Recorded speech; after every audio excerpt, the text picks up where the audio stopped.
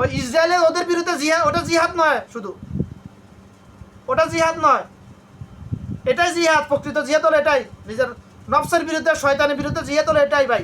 আউযুবিল্লাহি মিনাশ শাইতানির রাজিম। আমার মূল কথা বলার উদ্দেশ্য ছিল মুসলমান। মুসলমান কোথায় ভাই? কোথায় মুসলমান? মুসলমান দেখতেছি না তো ভাই।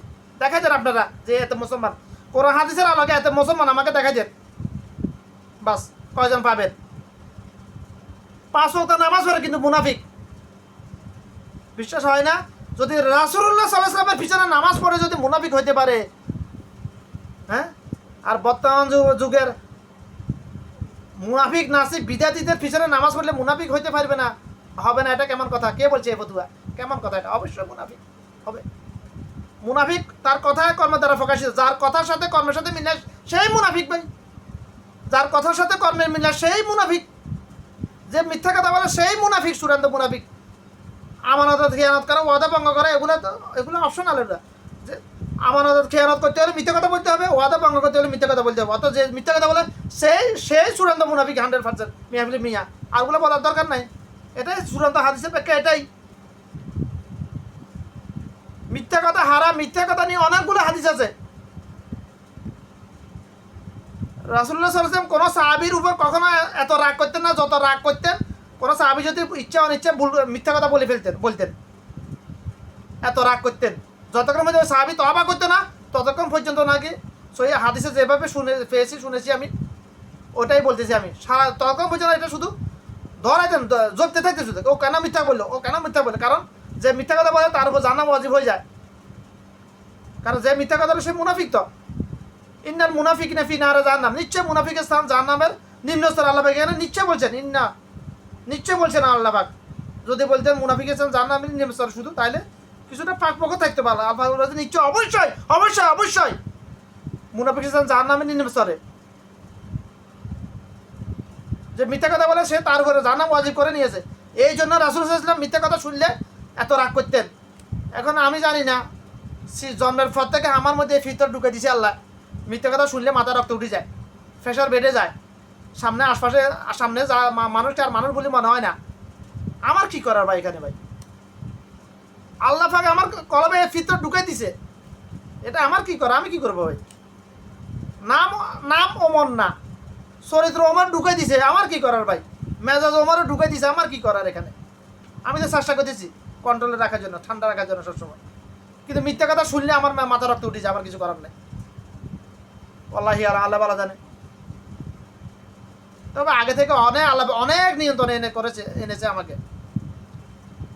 এখন মিথ্যা কথা শুনলে আমি এখন মনে মনে হাসি। আর তুই যে যদি বলছি মুনাফিক কাতারে পড়ে গেলি, তখন মিথ্যা কথা মনে মনে হাসি আমি। এখন মিথ্যা কথা শুনলে, আজ থেকে 2 মাস আগে আমি মিথ্যা কথা শুনলেই দাঁড়িয়ে যাইতাম আমি বসার থেকে, মিথ্যা কথা কেন বললি। এখন আর ওরকম করি না। আল্লাহ পাকের রহমত এটা। আবার আল্লাহর কাছে চাইছি নিয়ন্ত্রণ করার জন্য, নিয়ন্ত্রণ করতেছে আল্লাহ পাক আস্তে আস্তে। এখন মিথ্যা কথা শুনলে হাসি। আরে তুই আফসোস করি, তুই যে মুনাফিকের অন্তর্ভুক্ত হয়ে গেলি এই দুনিয়া সামান্য লোভে। আছে বর্তমান যুগে বেশিরভাগ আদম সন্তানের, মুসলমান নামদারি আদম সন্তান ইমান মায়ের খাইতে শুধুমাত্র একটা জায়গায়, টাকার কাছে। এই সুনি ফয়সার কাছে ইমান মায়ের খাইতেছে, লাখ টাকার কাছেও না। বেশিরভাগ মুসলমান ইমান মায়ের খাইতেছে বাংতি ফয়সার কাছে, কোটি টাকার কাছে ইমান মার কাছে। এগুলো অল্প সংখ্যক লোক। বেশিরভাগ মুসলমান ইমান মার কাছে বাংতি পয়সার কাছে, সুনি পয়সার কাছে, বাংতি টাকার কাছে, 5 টাকা 10 টাকার কাছে, 50 টাকা 100 টাকা 500 টাকার কাছে ইমান মার খেতেছে। আরে মুসলমান রে, কিয়ামতের আলামত সবগুলা, সব কিয়ামতের আলামত এগুলা, কিচ্ছু করার না। আয় আফসোস। ওয়াল্লাহি আল্লাহ পাকে ভালো জানে কি হবে পরিস্থিতি। করোনা আসার পরে মানুষের ইমান যে হারে কমছে, মুনাফিকের সঙ্গে যে হারে বেড়েছে, আগামী 6 মাস 1 বছর পর কি হবে আল্লাহ ভালো জানে। পৃথিবীর অবস্থা জানি না, বুঝতে পারতেছি না, হিসেবে আসতেছে না, তুই তো হিসেব ক্যালকুলেশন করে কুলাইতে পারতেছি না আমি। করোনা ছিল আল্লাহ পাকের মানুষের ইমানকে একটু মজবুত করার জন্য। যারা ইমানারা হয়ে গেছে, মুনাফিক নাস্তিক কি করতেছে, তাদের কলবে আল্লাহ পাকের ডর বা ঢুকার জন্য, তাদের ইমানটা টিকিয়ে রাখার জন্য আল্লাহ পাক করোনা নামক আযাব দিয়েছিলেন। করোনা ছিল কুন ফায়াকুন। করোনা কোনো ক্ষমতা না মানুষকে মারার, করোনা হলে আল্লাহর হুকুম এজাজা। এজাজমান আল্লাহ কুন ফায়াকুন। আল্লাহ যাকে করোনাকে যাকে ধরার অর্ডার করবে, হুকুম করবে, তাকে ধরতে পারে একমাত্র। করোনার ক্ষমতা না মানুষের রু দেহ থেকে বের করার, আল্লাহর হুকুম ব্যতীত। কি ফেরেছে যদি করোনার ক্ষমতা থেকে মানুষকে মারার, যদি মাস্কের ক্ষমতা থাকতো মানুষকে বাঁচিয়ে রাখার করোনা থেকে। আমি তো মাস্ক লাগাই নাই, লাগাইছি এই দেশে শ্রোতার ডরে, পুলিশের ডরে, তাও এখানে লাগাই, জামিন নিচে থাকতে হয়। করোনার মাস্ক লাগাই দেয়, আমার দাড়িগুলো সব পাকা হয়ে গেছিল। মাস্ক আমি কখনোই লাগাই না, বাসা বাড়িতে কখনোই লাগাই না বলে, কারণ আমি জানি করোনার ক্ষমতা না আমাকে মারার। এটার উপর আমার 100% মিয়া ফিল্মিয়া ইমান আছে, ছিল, আছে, থাকবে ইনশাল্লাহ। আমি জানি আল্লাহ রাসূল সাল্লাল্লাহু আলাইহি ওয়াসাল্লাম বলেছেন, আমার কোনো উম্মত যখন অজু করার সময় হাতে পানি দেয়, তখন হাতের সকাল সগিরা গুনাহ জোরে পড়ে যায়, পানির সাথে চলে যায়, ধুয়ে মুছে সাফ হয়ে যায়। যখন মুখে পানি দিয়ে চোখের গুণাগুলো জোরে যায়, যখন পা তো করে পায়ের গুণা জোরে যায়। তো যে গুণা দেখার মতো যন্ত্র পৃথিবীতে আছে না, কিয়ামত পর্যন্ত আবিষ্কার করতে পারবে না। যে গুণা যন্ত্র দেখার জন্য পৃথিবীতে কোনো যন্ত্রই নাই, ওই গুণা যদি হাতে পানি দিলে সাফ হয়ে যায়, তো করোনা তো অনুবীক্ষণ যাতে দেখা যায়, তো করোনা কীভাবে আমার এই হাতে থাকতে পারে ভাই? আমি 5 ওয়াক্ত নামাজের সময় অজু করেছি আমি, তো করোনার কীভাবে ক্ষমতা হয় আমার এই হাতে বসে থাকার, যেখানে গুনার ক্ষমতা নাই হাতে লেগে থাকার? করোনা কীভাবে লেগে থাকতে পারে? কখনোই না, সম্ভব না। এই জন্য আমার মধ্যে ইমান এরকম এসেছে।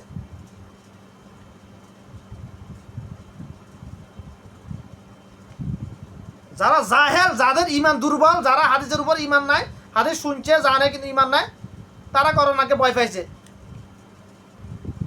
আল্লাহকে ভয়, কিন্তু আফসোস আল্লাহকে ভয় করে নাই।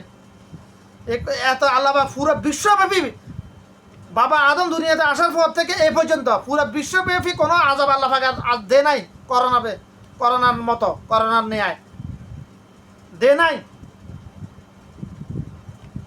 নাই। কিয়ামতের আগে আসবে, বিশ্বব্যাপী আযাব আসবে আরো অনেকগুলা। তবে এই করোনার আগে আল্লাহ পাক বাবা আদম দুনিয়াতে আসার পর থেকে এই পর্যন্ত বিশ্বব্যাপী কোনো আযাব দেয় নাই। শুধু করোনার আযাব যেভাবে দিয়েছিলেন মানুষকে পরীক্ষা করার জন্য, মানুষের ইমানকে টিকিয়ে রাখার জন্য, ফিরিয়ে আনার জন্য। কিন্তু তার আফসোস, করোনা আসার পর থেকে মানুষের ইমান এত দ্রুত কমতেছে, মানুষ মুনাফিকের সঙ্গে এত দ্রুত বেড়ে গেছে, কল্পনা করাই সম্ভব না এটা। যারা খুব ভালো মানের আরবি কাস্টমার ছিল, ইমানদার মুসলমান ছিল, মুমিন প্রকৃতির মুসলমান ছিল, তারা আজকে টাকা মারি খাইতেছে আমার খেয়ে ফেলেছে। আমি আবার যারা মুনাফিক মার্কা বেশিরভাগ তাদেরকে আমার নাম্বারে দিই না। যারা আমার ফার্মেট কাস্টমার, আমিল কাস্টমার, বেশিরভাগে ভালো প্রকৃতির, বেশিরভাগ শিক্ষক, উকিল, ডাক্তার, পুলিশের বড় র্যাঙ্কের লোক, ওগুলোই বেশিরভাগ মুমিন চরিত্র ছিল। তার মধ্যে কয়েকজন আজকে মুনাফিক হয়ে গেছে, এখন করোনার পরে আসার পরে তার মধ্যেও কয়েকজন মুনাফিক হয়ে গেছে। যারা ছিল মুমিন চরিত্র, তার মধ্যে কয়েকজন মুনাফিক হয়ে গেছে, টাকার কাছে ইমান চলে গেছে, ইমান মার খাই গেছে তাদের।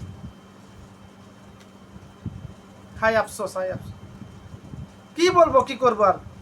তো সর্বোপরি আমার কথা একটা, মুনাফিক আর মুসলমান কখনো এক হইতে পারে না, কখনো এক হইতে পারে না। যে মিথ্যা কথা বলে সে মুনাফিক, যে আদম সন্তান, যে মুসলমান আদম সন্তান মিথ্যা কথা বলাকে শুকরের গোস্তের মতো হারাম মনে করতে পারে, সে কখনো মুসলমান হতে পারবে না, কখনোই সম্ভব না।